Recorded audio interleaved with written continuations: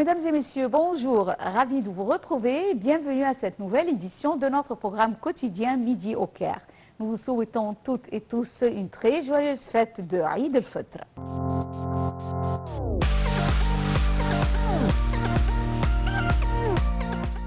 Commençons l'édition d'aujourd'hui avec le président Abdel Fattah el-Sisi qui a effectué plusieurs appels téléphoniques avec le roi Hamad bin Issa al-Khalifa, roi de Bahreïn, le président syrien Bachar el-Assad, Sheikh Tamim bin Hamad el-Thani, émir du Qatar, ainsi que le général Abdel Fattah el-Burhan, président du Conseil de souveraineté soudanais, et le président tunisien Kais Saïd, où ils ont échangé leurs félicitations à l'occasion de l'Aïd al-Fitr, demandant à Allah, Dieu le Tout-Puissant, de rendre cette occasion bénie pour les deux pays et les nations arabes islamiques, avec la bonté et les bénédictions, perpétuant la sécurité, la stabilité et la prospérité dans les deux peuples frères égyptiens et bahreïnis, et avec tous les peuples arabes.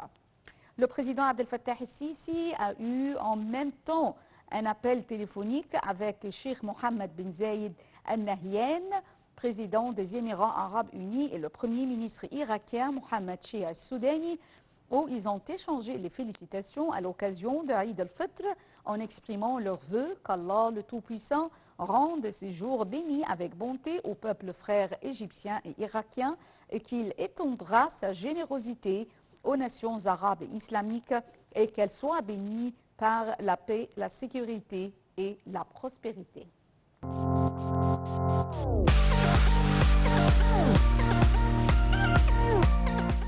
Le président Abdel Fattah el-Sisi a accompli mercredi dernier la prière de Eid al-Fitr, la petite fête, à la grande mosquée de la nouvelle capitale administrative. Eid al-Fitr est célébré par les musulmans du monde entier pour fêter la fin du mois béni du jeûne de Ramadan. Cette pause festive s'étend sur 3 jours et constitue l'une des deux fêtes religieuses majeures de l'islam. Plus de détails dans ce commentaire. Le président Abdel Fattah el-Sisi a accompli la prière du Petit Bayram, Eid al-Fitr, à la grande mosquée de la nouvelle capitale administrative. Le président de la République a tenu à faire la prière avec, à ses côtés, des enfants de martyrs. Étaient présents à la prière le Premier ministre Moustapha Madbouli, le ministre de la Défense et de la Production militaire, le général Mohamed Zaki, le ministre des Waqf, Mohamed Gomra, le grand imam d'Al-Azhar, Ahmed al-Tayyib, le mufti d'Égypte, Shawi Alem, et nombre de ministres et hauts responsables de l'État. Voyant que le gouvernement accorde un congé payé du mardi 9 au dimanche 14 avril à l'occasion d'Eid al-Fitr. Dar el-Ifta, la principale autorité égyptienne chargée de publier des édits religieux, a annoncé que le mardi 9 avril marque le dernier jour du mois de Ramadan et que le mercredi 10 avril sera donc le premier jour du mois de Shawwal de l'année 1445 de l'Hégire, qui marque le début de la fête religieuse d'Eid al-Fitr. Dar el-Ifta a observé le croissant de lune après la prière du Maghreb le lundi, qui marque le 29e jour du Ramadan, et annoncé que le croissant du mois de Shawwal n'a pas été vu, et donc le mois de Ramadan se prolongera à 30 jours. Eid al-Fitr est célébré par les musulmans du monde entier pour fêter la fin du mois de jeûne du Ramadan. Cette pause festive s'étend sur 3 jours et constitue l'une des deux fêtes religieuses majeures de l'islam. L'autre étant Eid al-Adha, qui est observé le 10e jour du mois de Zul-Hijjah, le 12e mois du calendrier de l'Hégire. À l'occasion de Eid al-Fitr, le gouvernement égyptien a décrété un congé payé pour les salariés du mardi 9 au dimanche 14 avril. Le premier jour de l'Aïd, qui marque le premier jour de Shawwal, est basé sur les calculs lunaires. Les mois varient entre 29 et 30 jours selon les observations du croissant de la Lune. Traditionnellement, l'observation du croissant à l'œil nu après le coucher du soleil, le 29 Ramadan, indique la fin du mois sacré et le début de l'Aïd le lendemain. Cependant, de nombreux pays musulmans, dont l'Égypte, se sont appuyés ces dernières années sur des calculs astronomiques pour déterminer le début des mois lunaires islamiques, tout en continuant d'observer le croissant comme une tradition honorée. En outre, les secteurs du ministère de l'Intérieur et des directions de la sécurité dans tout le pays ont atteint le plus haut niveau de préparation et ont commencé à mettre en œuvre des plans et des mesures de sécurité de grande envergure pour contrer contre toute atteinte à la sécurité publique et maintenir l'ordre pendant les célébrations de Eid al-Fitr.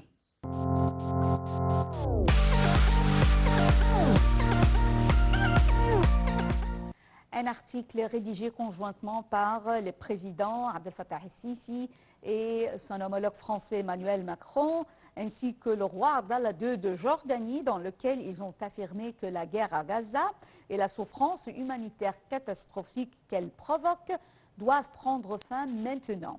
La violence, la terreur et la guerre ne peuvent pas apporter la paix au Moyen-Orient. La solution à deux États c'est le seul chemin crédible pour garantir la paix, la stabilité pour tous et veiller à ce que les Palestiniens, ni les Israéliens, n'avaient jamais à revivre les horreurs qui les ont frappés depuis les attaques du 7 octobre. Plus de détails dans ce commentaire. Un article rédigé conjointement par les présidents Sisi et Macron ainsi que le roi Abdallah II de Jordanie, dans lequel ils ont affirmé que la guerre à Gaza et la souffrance humanitaire catastrophique qu'elle provoque doivent prendre fin maintenant. La violence, la terreur et la guerre ne peuvent pas apporter la paix au Moyen-Orient. La solution à deux États le peut. C'est le seul chemin crédible pour garantir la paix et la sécurité pour tous et veiller à ce que ni les Palestiniens ni les Israéliens n'aient jamais à revivre les horreurs qui les ont frappés depuis les attaques du 7 octobre.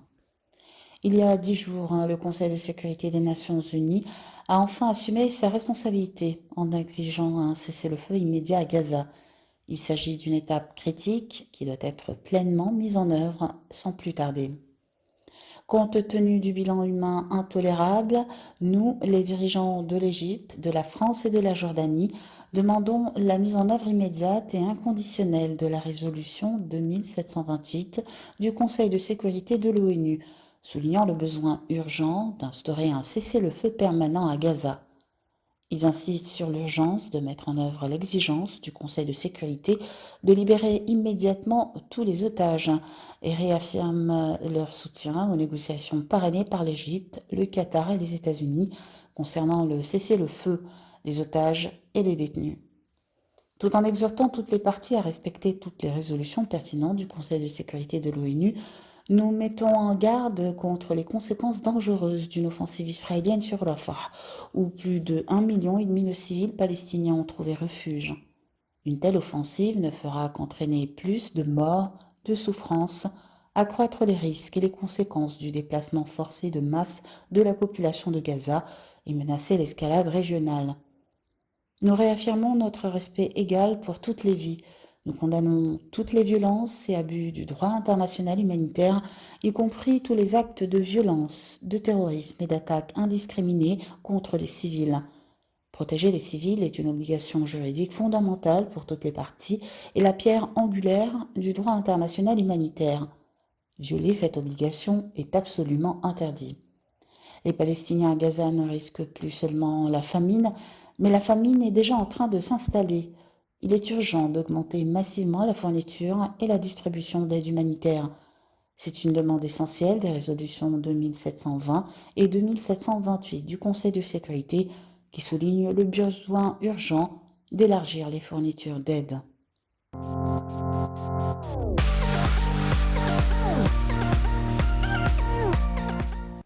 Et enchaînons cette édition de notre programme Midi au Caire avec le dossier économique et un nouvel aéroport qui sera construit pour servir la ville côtière de Ras el-Hikma dans la côte nord de l'Égypte. Le Conseil des ministres a approuvé lundi 8 avril l'attribution de 2 terrains dans la région de la côte nord au gouvernorat de Marsa Matrouh au profit du ministère de l'Aviation civile pour y établir l'aéroport international de Ras el-Hikma. Cette démarche vient suite à la signature le 23 février du projet de développement de Ras el-Hikma avec la compagnie émirati Abu Dhabi Developmental Holding Company, ADQ. Selon l'accord signé, un accord sera conclu avec ADQ pour développer et gérer l'aéroport de l'Égypte qui aura une part des revenus de cet aéroport.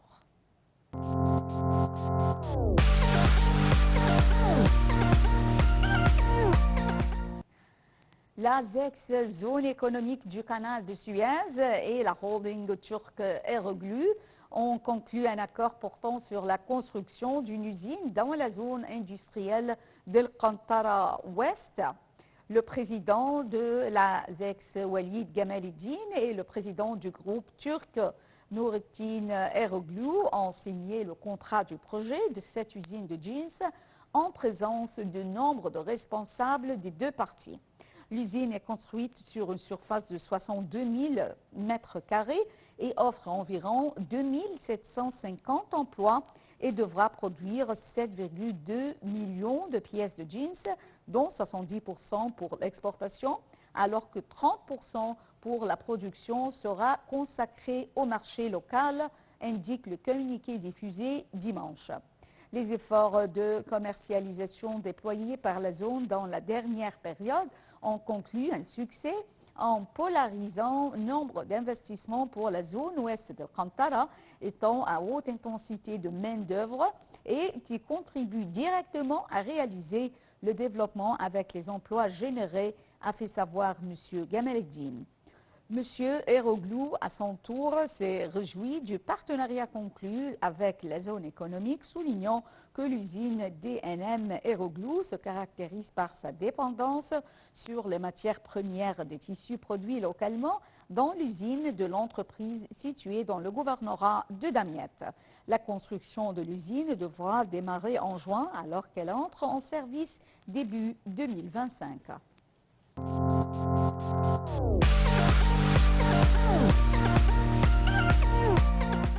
Le ministre du Commerce et de l'Industrie, Ahmed Samir, a tenu une réunion avec l'ambassadeur de France au Caire, Éric Chevalier. Le ministre a affirmé le souci du ministère de profiter des grandes expériences industrielles de la France dans la localisation de nombre d'industries.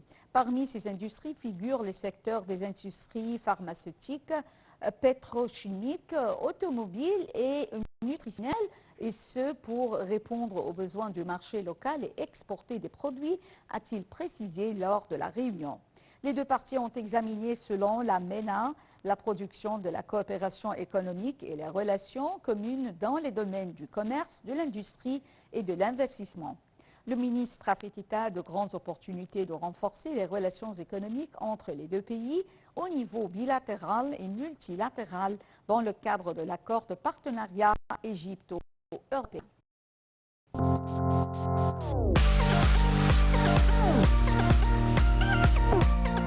La BCE, Banque centrale d'Égypte, a annoncé une baisse du taux d'inflation sous-jacente annuelle à 33,7% en mars 2024 contre 35,1% en février 2024. La BCE indique dans un communiqué que l'indice de référence des prix à la consommation selon les indicateurs a enregistré un taux mensuel de 1,4% en mars 2024 contre un taux mensuel de 2,5% le même mois de l'année précédente et un taux mensuel de 13,2% en février 2024.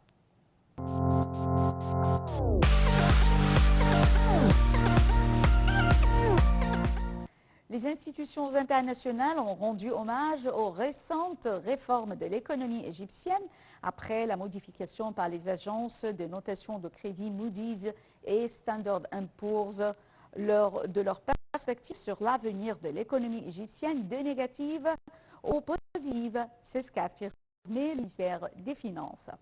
Le service d'information du ministère a observé un rapport positif publié par la banque d'investissement américaine Goldman Sachs, dans lequel elle s'attend à l'accélération de la croissance du PIB réel de l'Égypte, passant les estimations de 3,5% pour l'exercice en cours à 4,9% pour le prochain exercice 2024-2025. Ce rapport a reflété l'importance du programme de réforme globale de l'économie égyptienne qui repose sur des politiques économiques cohérentes et intégrées soutenant fortement l'autonomisation du secteur privé local et étranger afin qu'il soit le moteur de la croissance économique en se concentrant sur les secteurs productifs tels que l'agriculture, l'industrie, les communications, les technologies de l'information et le tourisme, afin de promouvoir la production locale et l'exportation, d'après le service d'information du ministère.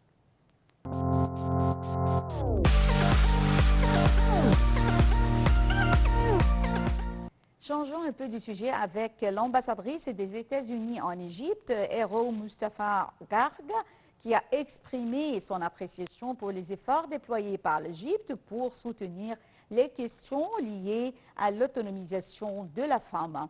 Madame Garg s'exprimait lors de sa visite au siège du CNF, Conseil national de la femme, pour s'informer des efforts de l'Égypte en matière de l'autonomisation de la femme et examiner la coopération conjointe en ce sens. La diplomate américaine s'est réjouie du partenariat solide avec l'Égypte, soulignant le soutien américain à ses efforts et le renforcement de la coopération avec l'Égypte à cet égard. De son côté, la présidente du CNF, Maya Morsi, a accueilli l'ambassadrice Hero Garg lors de sa première visite au Conseil après avoir pris ses fonctions, louant le partenariat efficace entre les deux pays en matière d'autonomisation de la femme dans tous les secteurs. Elle a rappelé le projet national pour le développement de la famille égyptienne lancé par le président Abdel Fattah el-Sisi en février 2022 pour améliorer la qualité de vie du citoyen, dont les objectifs sont basés sur la réduction des taux de croissance démographique.